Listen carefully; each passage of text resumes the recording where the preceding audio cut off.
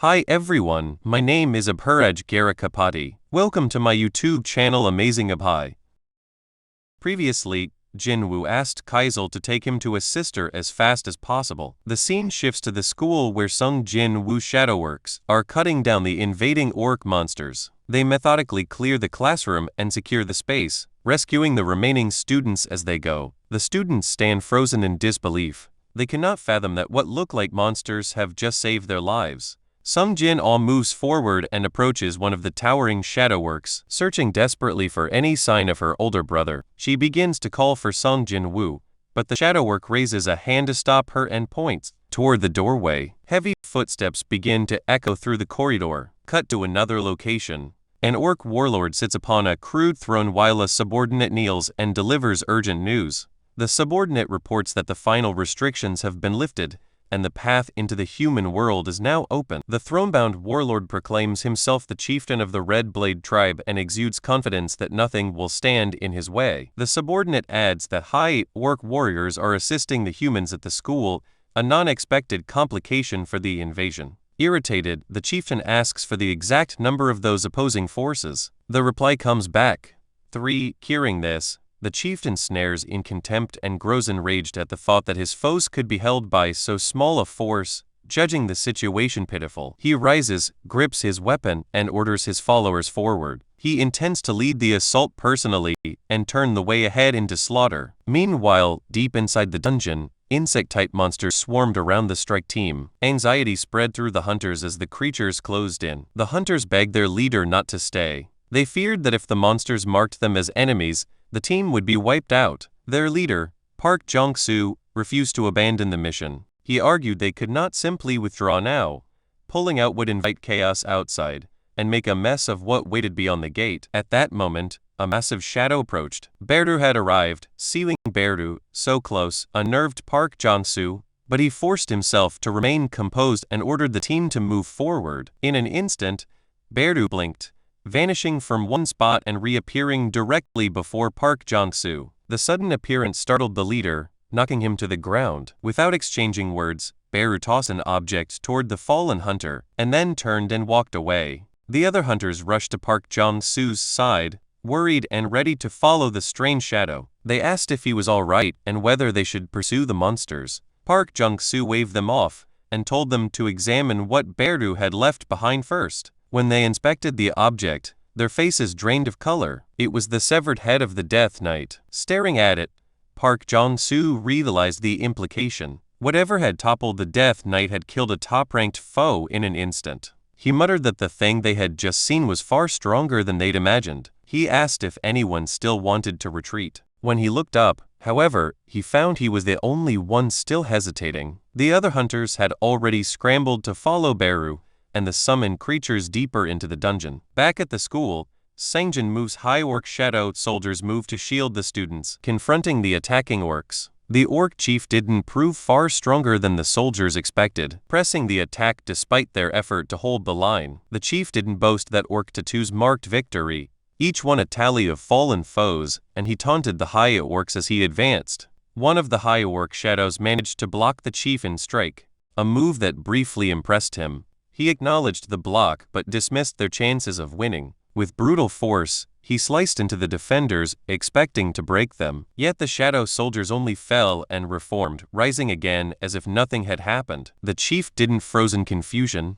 Each cut that should have ended a soldier instead saw them regenerate. He realized this was no ordinary opponent and wondered if some spell protected them. At the same time, a different danger began to trouble him internally. Voices whispered in his mind, urging violence against humans. The compulsion grew stronger and unnerved him. Putting pieces together, the chief didn't infer the soldiers were acting under someone's control. If magic animated the warriors, then destroying the controller would end the interference. He scanned the classroom for the source of power, and his eyes landed on Sangjina, hiding among the shadows. Convinced she was the key, he ordered his minions to seize her while the high orcs were briefly vulnerable during regeneration. The orc attackers pressed forward and bit by bit overwhelmed the 3 shadow soldiers guarding the students. Panic spread through the room. The chief didn't grab Sangjina by the mouth and lifted her into the air, certain he had found the one responsible for the magic. He declared that he could sense the power and that his suspicion was confirmed.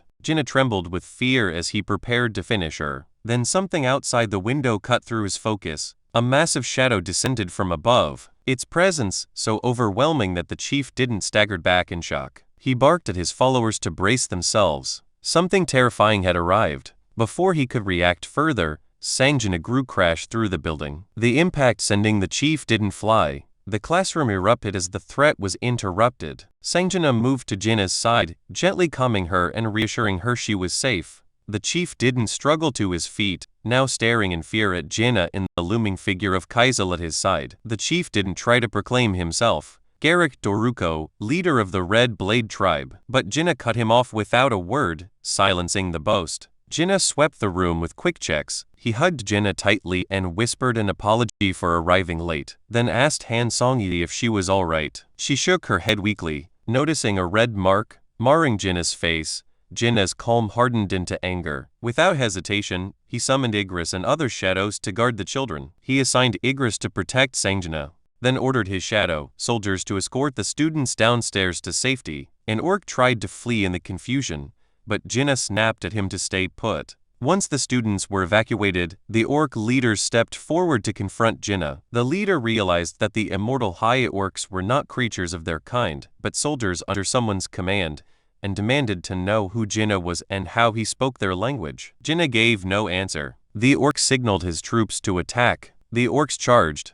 The first raised an axe, but Jinna caught the weapon hand mid-swing, crushing the fingers and slamming the attacker to the ground. He finished the strike with a stomp that ended the orc instantly. Two more orcs lunged, only to be stopped mid-air by Jinna's dominator's touch. He crushed them with a single merciless motion. Enraged, the remaining orcs swarmed him, but Jinna cut through them without mercy, until only one combatant remained, pinned to the wall by Dominator's touch and trembling. Jinna seized the last orc by the mouth and demanded to know why they wanted. Before we move ahead, please take a second to like on this video. A like tells me that you enjoyed this topic. Your support helps Amazing Abhai grow naturally. To slaughter humans. The creature, terrified, confessed that voices spoke inside their heads, ordering them to kill. Jinna narrowed his eyes and asked if the voices continued when the orcs stood near him. The beast stammered and begged for mercy, but could not answer clearly. Jinna tightened his grip and demanded a response.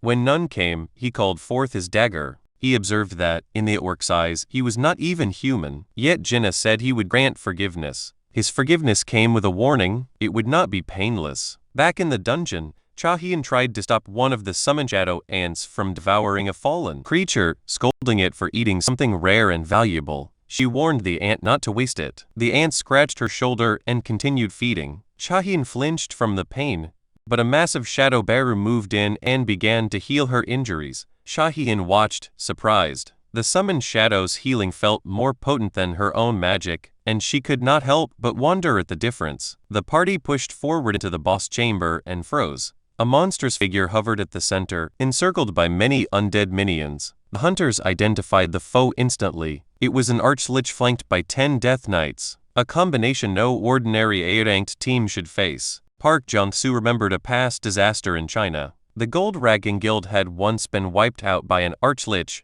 a catastrophe that had led to a dungeon break. He felt the weight of that memory and knew how dire their odds were. As he considered their options, a lookout warned that more undead were closing in from the rear. Park Jung-soo reacted fast. He ordered Chahian to seal the entrance with a magical barrier. She erected the ward and warned the group she could only sustain it for about 5 minutes. While the barrier held, Park Jung-soo noticed Beru moving straight toward the archlich, unbothered by the surrounding death knights. The archlich, recognizing the shadow, demanded to know why the monarch's own army had come to attack it.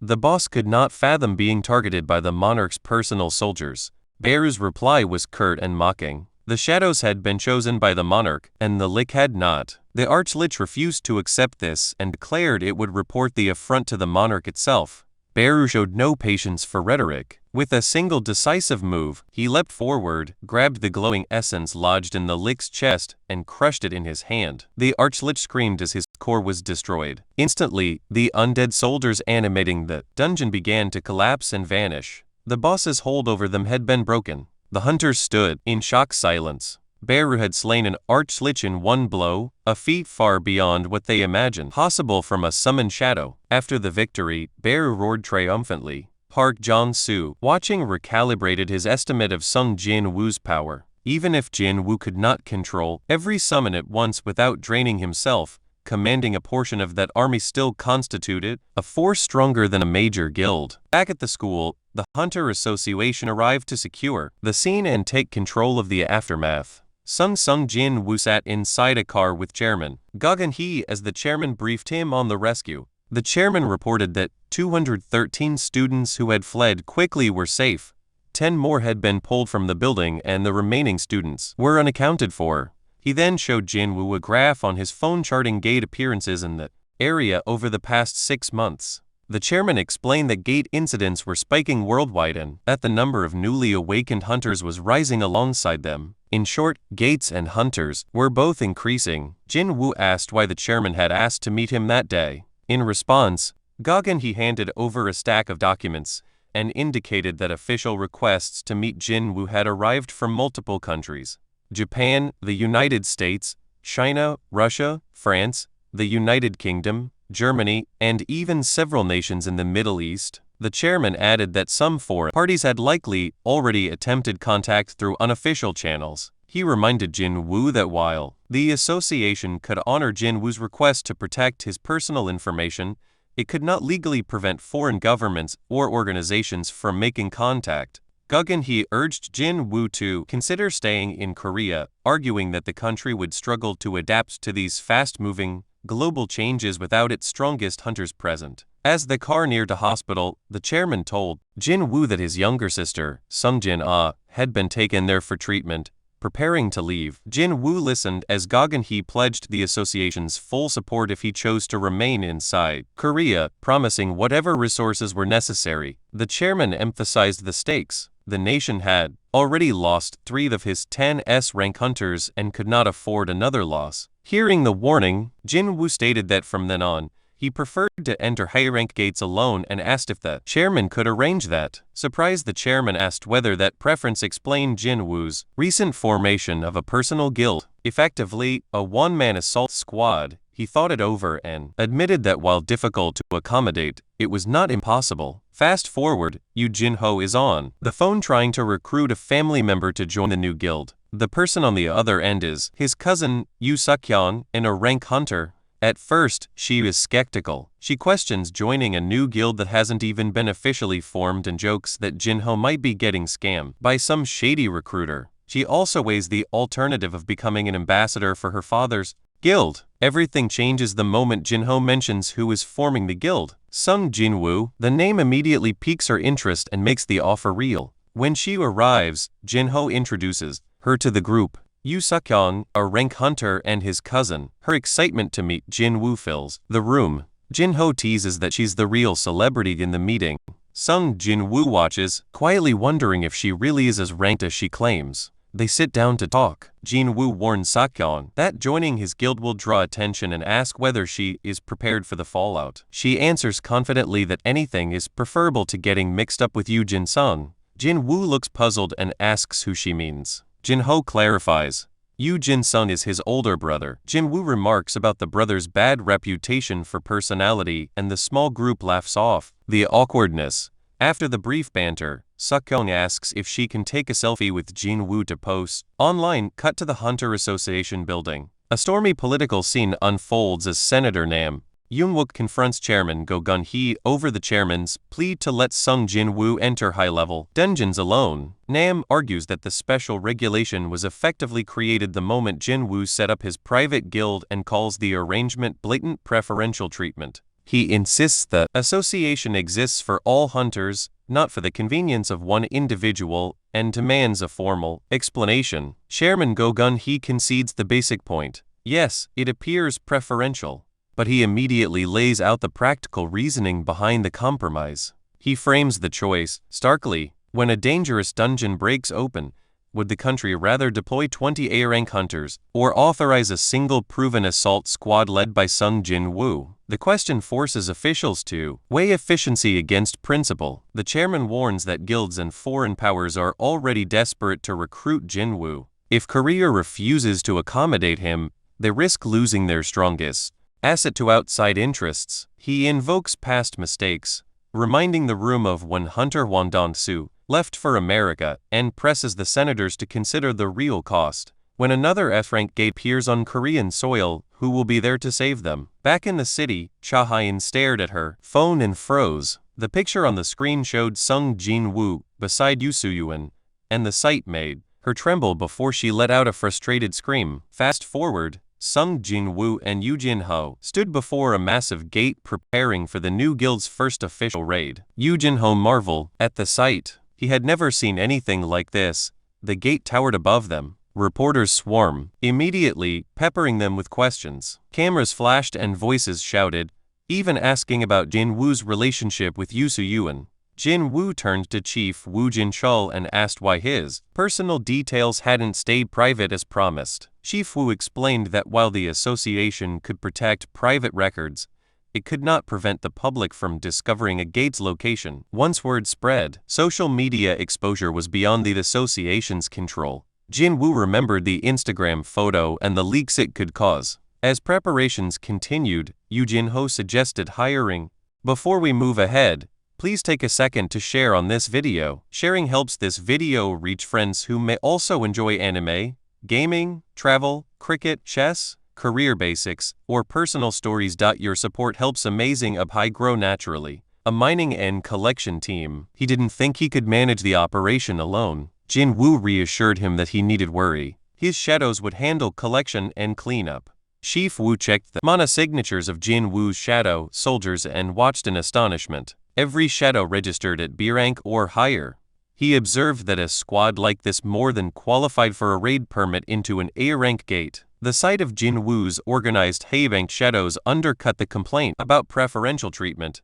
Practical capability was making the argument moot. Chief Woo added that he had orders from the chairman to observe the raid in person and confirm whether the decision to allow a solo assault squad was safe. He asked if he could accompany them that day as the inspection team's representative. Jin-woo smirked and asked whether the chief would be all right inside with them. Chief Woo looked puzzled by the retort. A few minutes into the raid, Chief Woo Jin-chul stood, sweating as he was dethroned to being Jin-woo's shadow soldiers tear through A-rank threats with terrifying ease. The foremost monsters were Nagas, elite A-rank serpentine foes, creatures that normally give even top hunters trouble. Yet Jin-woo's army overwhelmed them, the rapid regeneration making the assault look unstoppable. Woo's eyes locked onto the blood-red commander at the front, Egris. The knight moved like a war machine, cutting down enemies with brutal efficiency. He thought to himself that Egris was unusually powerful. He also noticed flashes of lightning magic among the shadows, a skill usually reserved for the highest tier mages, and wondered whether some of these summons were even stronger than a normal A rank. If he faced one of them one-on-one, would he stand a chance? As the battle raged, Woo spotted a small ant-like shadow gnawing on a corpse. Jin-woo stepped in, kicked the creature toward the ceiling, and scolded it for eating valuable remains. He then turned to the lower-ranked shadows and ordered them back to work, mining mana crystals and collecting corpses. Watching Jin-woo manage the fight while overseeing extraction, Woo realized this was more than a one-man assault squad. Jin-woo was simultaneously clearing the dungeon, retrieving valuable remains, and gathering mana. One operator doing the job of a full team. When the minions fell silent, the true boss finally appeared. Jin-woo called out orders. Those still mining could stay, the rest should return. Chief Woo asked why he'd sent so many shadows away. Didn't they have enough strength to finish the boss by themselves? Jin-woo summoned his daggers and replied that relying too much on his shadows would dull his own edge. He needed to keep his combat instincts sharp. Then moving with impossible speed, he ran up the boss's scaled body and, before it could react, split its face in two with a single swing. Woo stood speechless. He had never seen anything like that in all his years as a hunter. The boss fell and Jin-woo's status updated. He gained a level and several skills improved, including Shadow Exchange. The cooldown on Shadow Exchange decreased by 1 hour. Jin-woo realized the pattern. Each level up shaved an hour off the skill's cooldown. If he kept leveling the ability, he could travel with far fewer limitations. Exactly what he needed to protect his mother and sister. Chief Wu stared at the corpse and thought about the scales. Nagas had hide tough enough for shields or armor, yet Jin Wu had sliced through them with only 2 daggers. He watched, still trying to process the sheer lethality on display. Jin Wu performed shadow extraction on the fallen boss. A new shadow began to form from the corpse, and a notification confirmed that the shadow's power had been enhanced and that it would start at level 13th. Observing the newly born soldier, Jin Wu assessed that its rank matched that of Tusk. It was as strong as the original creature had been in life, even though the summoned form was smaller. Despite the reduced size, it radiated an enormous mana signature. Jin Wu judged the new summon to be roughly Tusk's equal and accepted that. Prompt to name it, he christened the soldier Jima. The cave trembled afterward. Yu Jinho warned Jin Wu that they needed to leave, and Jin Wu paused a moment longer, wondering what to do about the fallen boss's remains. After a short wait, Tusk reappeared through the gate carrying the boss's corpse over his shoulder. Reporters outside immediately recognized Tusk as one of Jin Wu's summons and swarmed to take pictures. As the entire squad exited the dungeon, Chief Wu looked shell-shocked, overwhelmed by everything he'd seen inside. Later, he sat across from Chairman Gagun He and gave a full report on the raid. The chairman listened intently and admitted he understood why even a veteran like Wu would be shaken. Wu summed up bluntly, what he'd witnessed wasn't merely a raid. It had been a massacre. After Wu left, the chairman sat and thought, realizing the implication. Hunters in Korea and across the world were about to see the balance shift. A new dominant force had arrived on the field. The story shifts to Japan, where an unnatural sight hangs above the city. A gigantic red gate looms in the sky. Citizens stop and stare in confusion, powerless to understand what they were witnessing. Conversations spread quickly. People remark on the sudden appearance of the red gate and the alarming spike in high-level gates across the country. Officials call an emergency meeting and summon every major guild to decide how to respond.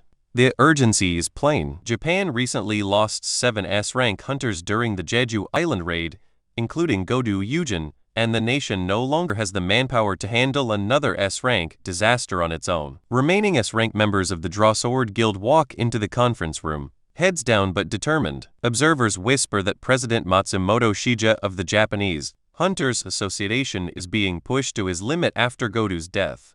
Some commentators mutter that it is almost satisfying to see the association struggle. After all, they once held a near monopoly on S-rank talent. The talk turns to whether the Drawsword Guild will lose its top position in Japan. Sujimoto overhears the barbed comments, stops, and fixes the men with a cold glare. They fall silent and back away. Outside the conference, Minoru tells Sujimoto that those critics weren't so bold before Godu's loss, and Kane adds a rumor the Black Tiger Guild and Snow Cloud Guild might merge, bringing their combined S-rank count up to 4, the same number the Drawsword Guild still has. Sujimoto waves the concern off. He argues that simply counting S-ranks doesn't tell the whole story. Those other guilds lack the depth and real strength necessary to stand up to a true S-rank crisis. The scene cuts to a government meeting room where tempers flare. An angry official demands to know why the Hunters Association hasn't mounted a response to the S-rank gate in central Tokyo,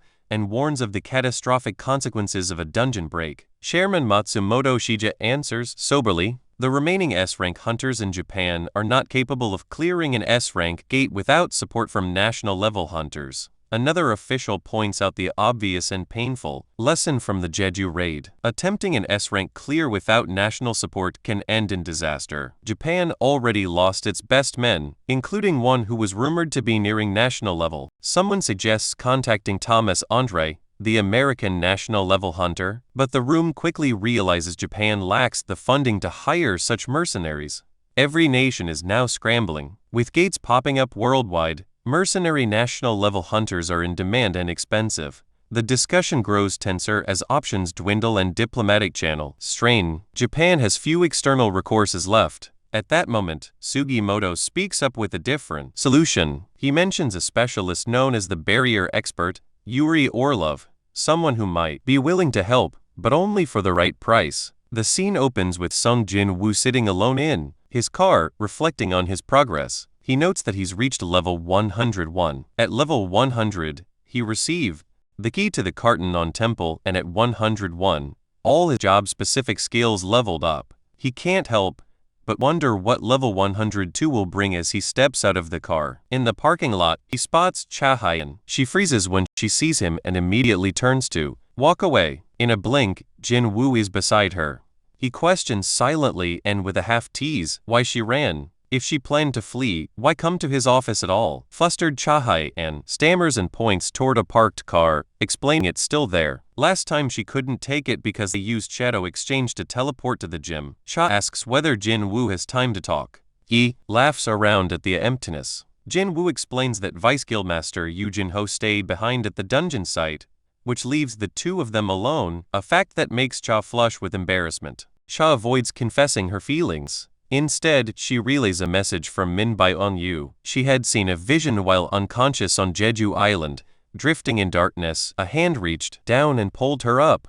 In that vision, Min Byung-yu warned that his power was over. Before we move ahead, please take a second to like on this video. A like tells me that you enjoyed this topic. Your support helps Amazing Up grow naturally. Overwhelming and terrifying. Something Jin Woo needed to understand. He had attempted to mention Jin Woo's true army before vanishing, but the message ended there. Later, Jin Woo sits in a dungeon room, turning Cha's message over in his head. He tells himself that tracking the origin of his summons is a priority. Answers matter more than ranked gains. Beside him, Yu Jin-ho asks a practical question. If Jin Woo's summons can move on their own, why do the team members need to accompany them? Why not let the shadows handle raids while the hunters relax? Jin Woo answers plainly. He can't always trust the summons to behave without oversight. They're powerful but unpredictable when left unchecked. The conversation shifts to family. Jin-ho asks about Jin Woo's sister. Jin Woo reports that Song Jin-ae is recovering after the school incident. Doctors recommended rest, so he's posted his most trusted shadows to guard her. Wanting to check on her personally, Jin Woo uses shadow vision to look through the eyes of one of his summons. He links into Beru's perspective and sees the Ant King's shadow lounging on the couch, watching TV while Jinna sleeps. Jin Woo sighs at the casual sight and can't help but bemuse thought about what kind of show a summoned Ant King might enjoy. He decides to check on other shadows as well. Through his scale, he watches his mother buying groceries, then catches Baek Yun-ho and Choi Jong-in bickering as usual. Mundane human moments that put him at ease. Courteous, he flicks to one more target and to his horror accidentally watches Cha Hyan in the shower.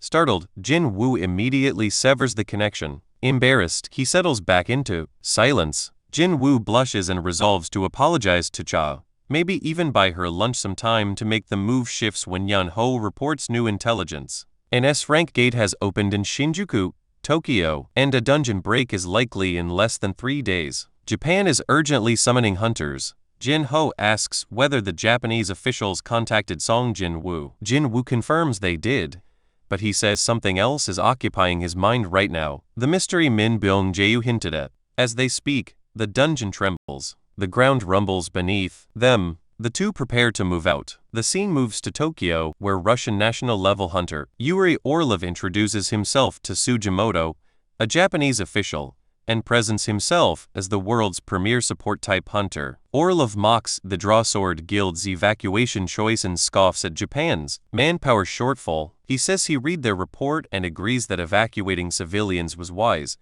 but ridicules the idea that Japan could spare only 6 S-rank hunters for the Shinjuku operation. Sugimoto explains the reason. Multiple A-rank gates have opened across Japan, forcing each guild to leave at least one S-rank behind to defend its territory. Even Sugimoto's own guild is leaving an S-rank at home while 3 others deployed to Shinjuku. Orlov sneers that the arrangement is pathetic and questions how the country can realistically protect itself under those conditions. He then offers blunt terms. He will hold the Shinjuku gate for them for a price. He names a staggering fee framed as roughly $3.6 billion per year, about $10 million per day. Sugimoto and the assembled officials react in shock at the demand. Orlov downplays it by comparison, claiming that relative to Thomas Andre's rumored price, his rate is a bargain. Nearby hunters bristle at his tone. Minoru whispers to Kensaki and asks what the Russian is saying. Kensaki, who understands some Russian, reports that Orlov's words are hostile even if the precise phrasing is unclear. Pushing the provocation further, Orlov challenges them. Are you trying to save your country or trying to save money? His insults draw Minoru forward, furious at the implication. Without flair, Orlov activates his power. A shimmering barrier snaps into place and traps everyone in the room. Movement becomes impossible inside the field. Calm and unhurried, Orlov points out that nobody will be able to take a single step without his permission, not even S-rank hunters, and the gathered men struggle fruitlessly against the containment. With a smug calculation, Orlov offers terms to Sugimoto. He will hold the Shinjuku gate and release their S-rank hunters, effectively granting them safe passage, but only if Japan accepts his price. Cornered and with no better option on the table confirms Orlov abilities, Sugimoto reluctantly agrees and prepares to place the call. Meanwhile in Korea, Sung Jinru prepares himself for anything she should be worried about. Jinru gently reassures her, telling her not to worry, in that he just has something important to take care of. The time run as Temple Key finally runs out, revealing the gate's location. Shockingly, it's at his sister Gina's school. Without hesitation, Jinru rushes to the site. Outside the gate, Hunter Association agents stand guard. When Jinru approaches, he calmly asks how long the gate has been there. They explain it has lingered for 3 days, registered only as a C-rank gate. A hunter assault squad had already entered about 2 hours earlier. Hearing this, Jinru warns them with urgency. The squad must be called back immediately. Remaining inside would mean certain death. Without waiting for further debate, he strides directly into the gate, declaring that he will bring the squad back himself. Inside, the assault squad has already reached the doors of the boss room. Despite their efforts, including magic, the massive stone doors remain sealed shut. As they argue about their next move, a voice echoes behind them, warning them that it's a trap. Startled, the squad turns to see Jinru standing calmly in the shadows. Suspicious, they demand to know who he is and why he's here. Jinru answers that he is a survivor of a double dungeon. At first, they doubt him until one of them suddenly recognizes him, the new S-rank hunter of Korea. Realizing his words might hold weight, Jinru explains that this dungeon is far too dangerous and urges them all to leave. He steps forward, examining the sealed stone doors when the system's familiar text appears before him. The gate to the carton and temple is locked. Please insert the key. Pulling out the temple key, Jinru notices how different this feels compared to his first time here. As he unlocks the doors, the other hunters watch in shock. None of their attempts had worked, yet Jinru effortlessly opens the way. One of the squad members protests, reminding him that this dungeon had been purchased by the Dragon Guild. It was technically their property. They refuse to simply let him take command. Jinru doesn't argue. Instead, he gives them the choice. If they truly wish to enter, they may. One reckless hunter takes the challenge and steps through the open doorway. Instantly, the system responds. Unauthorized entry detected. A stone statue awakens and swings its massive sword down at the intruder. Jinru reacts in an instant, pulling the hunter out of harm's way before the strike lands. The hunter collapses in shock, realizing how close he came to death. Jinru's voice cuts firmly through the silence. Still willing to risk it, the squad falls silent. Jinru orders them instead to contact the Hunter Association and report that a double dungeon has appeared. Without waiting for their response, he walks into the boss chamber alone. The heavy doors slam shut behind him, sealing him inside. As he steps forward, the chamber slowly illuminates. Dozens of massive stone statues stand frozen, their shadows stretching across the walls. Among them, a winged statue cradles a stone slab filled with inscriptions. At the very center, an imposing figure sits motionless upon a throne, its presence suffocating. Jinru studies the room, speaking softly to himself. This was where everything began, the place where his journey as a player started, yet now it feels different. He can sense it deep in his bones. Looking at the motionless guardians, he realizes they are neither monsters nor living creatures. They are puppets, moved by something far more sinister. Focusing his senses, he feels the source of magic pulsing in the chamber. He addresses the unseen force, demanding an answer, but silence follows. No response comes from the figure on the throne. Then suddenly, the wing statue begins to move. Its voice echoes like stone grinding against stone. After all this time, it declares, Jinru has finally arrived. The episode ends here. Thank you so much for watching. I really appreciate it. And if you're not subscribed, please subscribe and see you next time. If you enjoyed this video, Please hit the like button and subscribe to Amazing Appy. Subscribing makes sure you do not miss the next video, and it gives me motivation to keep improving the quality of every upload. Thank you for being here, and I will see you in the next one.